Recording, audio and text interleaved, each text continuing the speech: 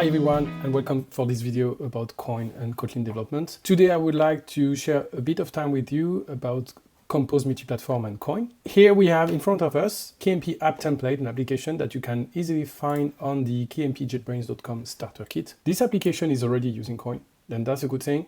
Today I would like to show you how we are using Koin Annotation. You will find all the details on the description. Just before we go, I can show you the application. You see here it's my Android emulator. Then the application, the KMP app template, is an application that is listing paintings, and then we have a list view. We want to go in a detail view where we have details about this painting. It's quite simple application, but fun to see as it's quite visual. And already we can really play with a few frameworks that are really interesting. Let's go to see how we can play with this application that is already configured in Koin with the DSL.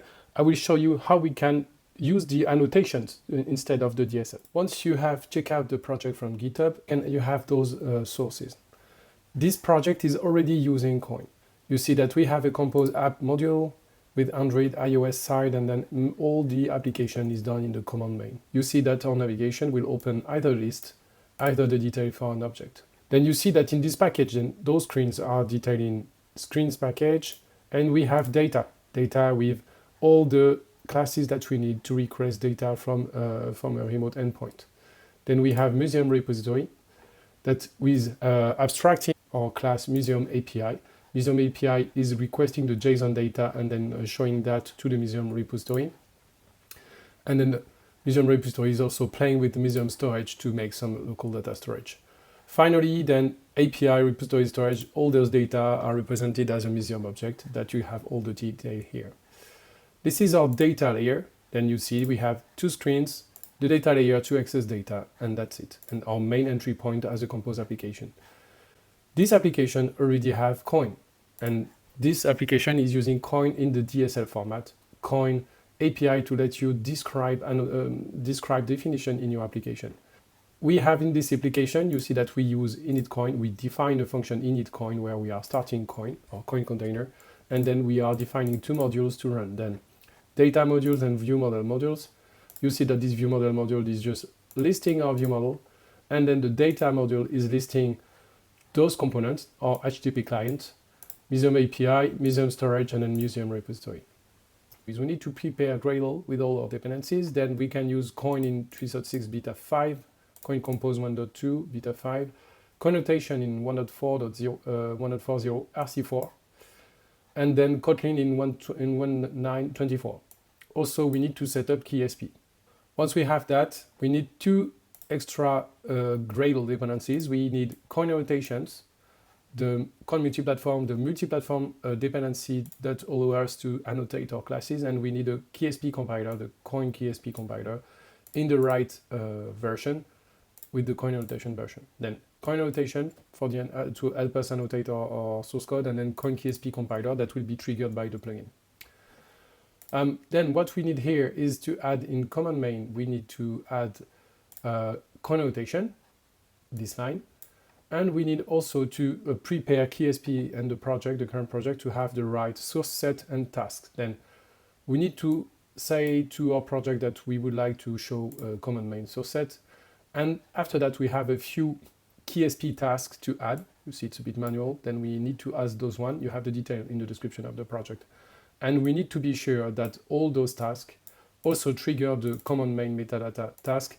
That means that any native target will also trigger the generation of the command code. Else everything will be only in the native target source set. Then everything is ready. Also, a few KSP arguments here to let us, for example, use Compose ViewModel generation, as by default, Koin Annotation will run only on. The first thing we can do is to bridge between Koin DSL to an entire application with Koin Annotation. We can really use both. Like we are not only constrained to one way of dealing with Koin. Then, for example, we can begin to replace our ViewModel. Let's write class ViewModel module that we tag add module, okay, and then we say component scan. Component scan is a way to say we need to scan component Koin definition for a given package, and this package will be screens. Then in all the package screens, we will see if there is any annotated component. From there, what we can do that instead we say we have a view model, then let's tag our detailed view model as a Koin view model, fairly easy. And this guy also use Koin view model as an annotation. And then here in our view model, the museum repository will be found and deal with the existing data module that is here. Then let's finish our declaration and replace our view model DSL by the annotation one. If I try to run directly my configuration, it will fail. Why? Because then KSP will try to detect that all the configuration is done in annotation, and then we are missing a museum repository. What we will do while we are bridging between DSL and annotation, we can choose in between. We deactivate completely config check. Either we can say, for example, that this component is provided. This one is bypassed. Okay, for now we can bypass those guys. Then we can say, okay, museum repository, I take on my own. It's given by data module, but you don't see it. Then let's replace our view model module. What we need to do is call the view model class and then try to find the extension. We have the extension. If you don't have it, try to run a first time code generation, and you will see that it will generate your extension if everything is working. Then we can see that the application is loading, and then my view model are working perfectly. Let's work on the data module. Then let's say class data module, and then you see that to say add module, and then we can say it's a component scan of package data. Then it will be fairly easy to go. What we will do is we go here and says it's a singleton. Okay. What we can go here is we say it's a singleton too, and you see that in the same way I'm tagging my classes with annotation on the class, it will detect my constructor and any kind of bound type. Then, for example, here it will detect that I need this HTTP client. Here there is nothing to add. And the last one, the repository one, it's also a singleton. Then it will try to inject those guys. What we can do, I see that we have an expression, a more complex expression in Kotlin here. We say .apply, .initialize that. Okay, then what we can do here is says init on the class creation and then call initialize. It's fairly simple for that. Else, if there is something wrong, it will miss some data, you see. I can remove that, and then at the end, it still remains a definition that is doing that. And then what we can do, when we need really to have something that is a Kotlin expression, and we would need to declare it as a Koin annotation definition, is having just a function. You can put argument here. I will show you, for example. Here, for example, I would say this returning an HTTP client. Okay. Then this is calling HTTP client. What we can do, for example, I can show you how we pass parameters between functions, is saying we have the JSON component that is doing that. And then what we do is that it says we need an HTTP client, and then it needs something like that. We will remove that. Yeah. Then we are declaring JSON or JSON serializer here, and then we can have our client here. You see that I replace my previous Kotlin expression with functions, and then you can really use those functions directly like that, or then even apply pure functions and then annotate it outside of a class if you want. Then let's remove all those guys. You see. And finally, in my data module, scanning in data package, I have my singleton here. It's the object that it's not DI injected. Museum repository should be okay. And then we have in-memory museum storage. That's pretty cool. Then what we need now is really replace it by, you see that it can't really directly, let's generate that the first time, it won't find it. It won't find your extensions directly. Why? Because we are using directly. All right, still highlighting some stuff, but it seems in double, no? Generated, say, can do that. Yes, you see that. Be sure that you have this org.koin.ksp generated.star that really import all your modules here. Then what is the magic is that finally on this class that I'm rewriting, Koin KSP will write an extension for you, and then we just need to use this extension, .module extension, and then everything is generated for you. You see that, for example, this is the way the generator is generating everything for you. The same you would have written by hand, but then we are making all the extension and preparing everything for you. Then you have less to care, and then also we are detecting more things. And let's run the application, and you will see that everything is working. Oh.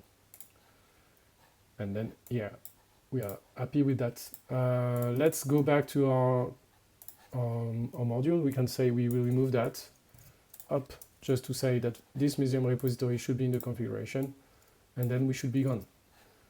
Let's do that. Okay, right. You see that it's fairly going fast. The application is rerunning and rebuilding everything quickly, then that's super, super fun.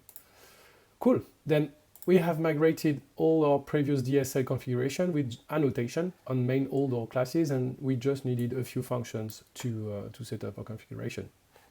Then now what we can do is see how we can share a component with Koin Annotation.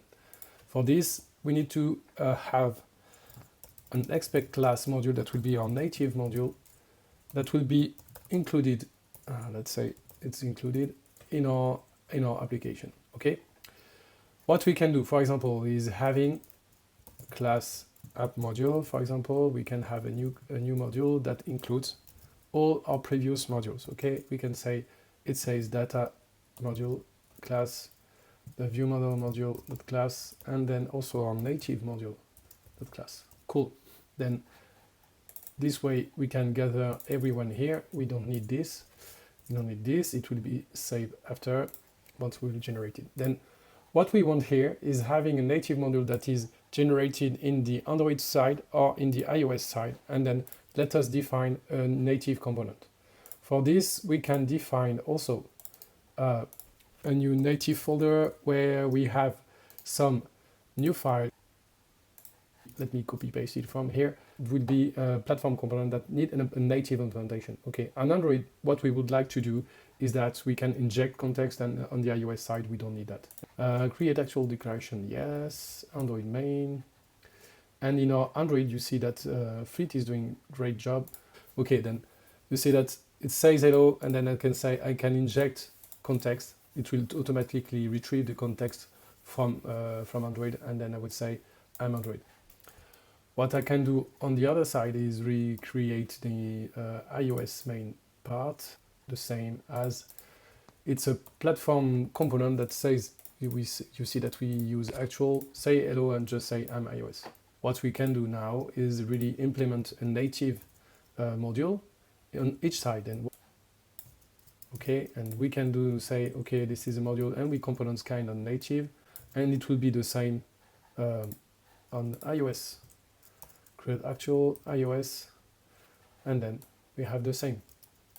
From after Koin init, for example, we can say to Koin platform.get Koin.get, and we say platform component, and we can say hello. And say hello is a string. Then what we can do is, for Android, we need one thing. We need to be sure that we can inject the context from the underlying Koin application. What we can add is Koin app declaration here. That is an extra Koin application declaration that we can call on our current configuration, okay? And what we will be able is to call it from outside here. You see, and I forgot to do something, is that if we don't have anything to do, then let's say it's empty, okay? It's Koin app declaration.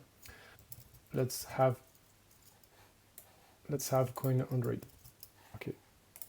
Okay, right. Let's have our Koin Android dependency, because we need to inject context. directly here. Instead, we can use Android. Yeah, fine. And then it's syncing. From outside, what we can do is we can say we need Android context. And then we can import Android context. This will allow us to inject our context. And here we go. This is the end of this session. Hope you enjoy playing with Koin Annotation and see the parallel between Koin DSL, Koin Annotation, and everything is in the description. Anyway, salut!